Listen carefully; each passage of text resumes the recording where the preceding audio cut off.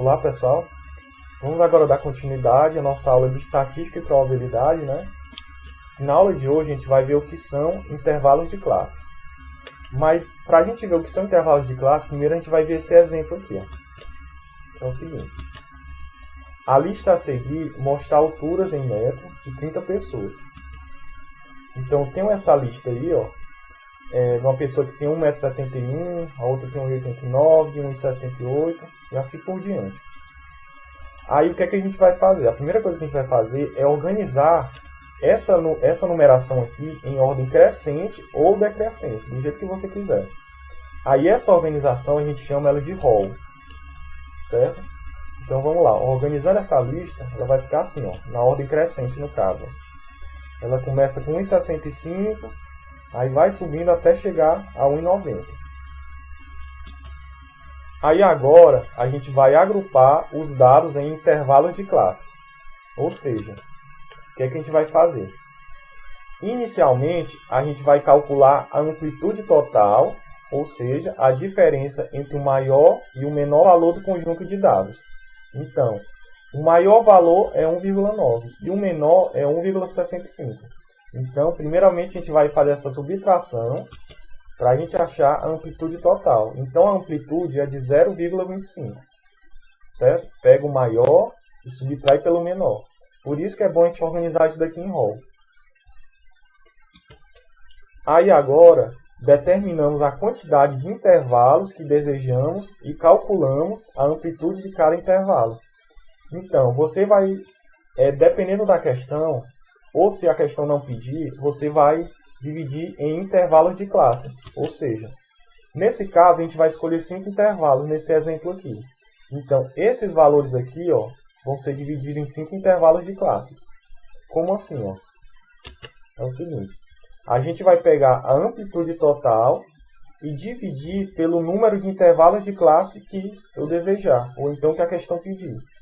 No caso, como eu quero dividir em 5 intervalos, então pego esse valor e divido por 5. Aí quando eu dividir esse valor, ó, vai dar 0,05. Aí daí a gente vai construir os intervalos de classes a partir do menor valor do conjunto de dados. Ou seja, o menor valor é 1,65, né? Então a gente vai pegar esse valor e vai somar com esse 0,05, que vai resultar em 1,70. Tá certo? Aí depois a gente vai pegar o 1,70 e somar com esse 0,5, que vai ficar 1,75. E assim por diante, ou seja, eu vou pegar 1,75 e somar com 0,05, certo? Então, eu vou fazer aquela mesma tabela que eu fiz da aula passada, né? Só que agora aqui, nesse valor das alturas, eu vou colocar esses intervalos de classe, ó. Ou seja, eu vou pegar o menor valorzinho e vou somar com 0,05. Aí vai dar 1,70. Aí depois assim por diante, como eu acabei de dizer, ó, 1,70, 1,70. Aí eu vou somar com 0,05, aí vai dar 1,75. Somo com 0,05, dá 1,8. Somo com 0,05, dá 1,85. E somo com 0,05 e dá 1,90.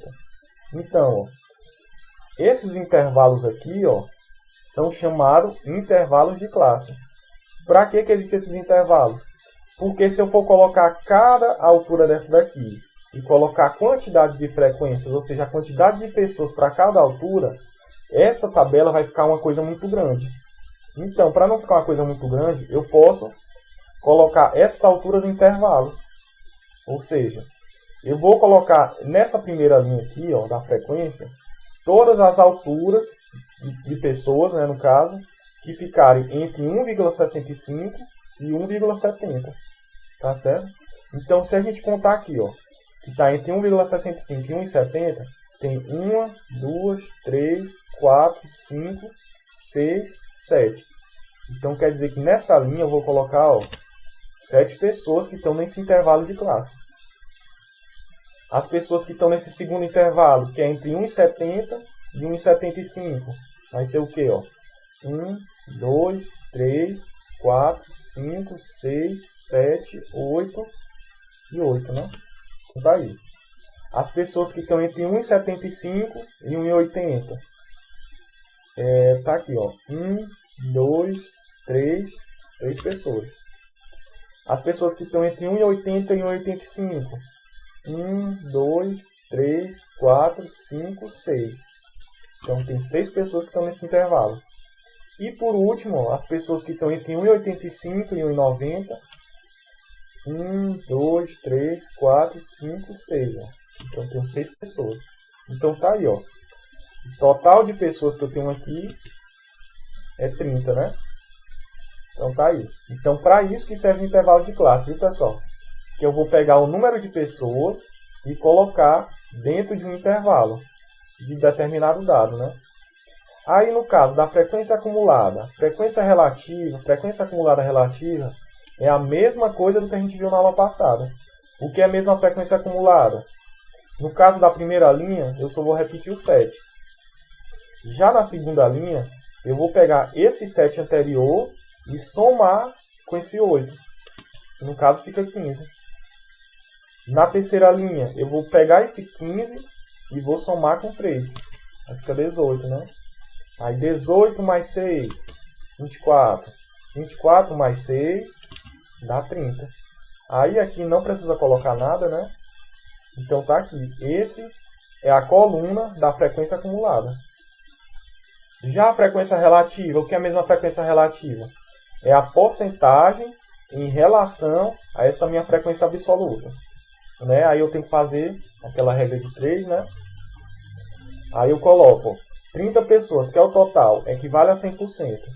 Só que como eu quero só 7 pessoas, equivale a quantos por cento? Aí eu faço aqui meio pelos extremos, né? Aí fica 30x é igual a 700.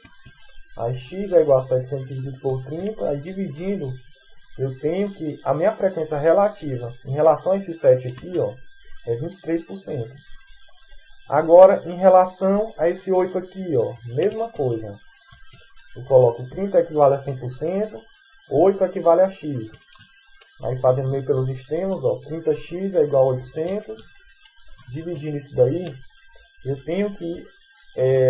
aqui eu tenho 27% em relação a esse 8 aqui da frequência absoluta. Tá certo? Aí aqui vocês fazem a mesma coisa. Ó, certo? Aí você vai achar que esse daqui vai dar 10%.